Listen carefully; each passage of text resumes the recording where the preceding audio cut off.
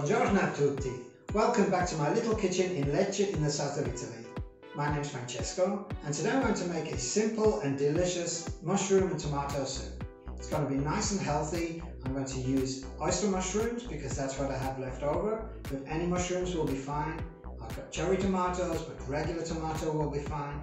The other ingredients are onion, carrot and celery, so that's going to be the basic base for the stock for the soup, and I'm going to thicken it by using a little bit of chickpea flour, which will give some added flavour, and milk, which will make it creamy but not make it too heavy or fatty.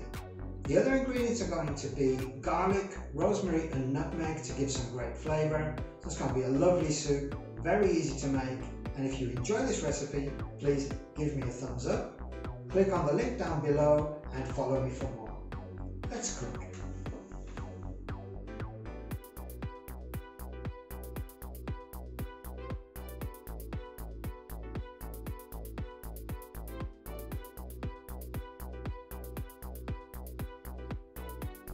For today's recipe you are going to need oyster mushrooms, onion, carrot, celery, cherry tomatoes, chickpea flour, rosemary, nutmeg, garlic, milk and parsley.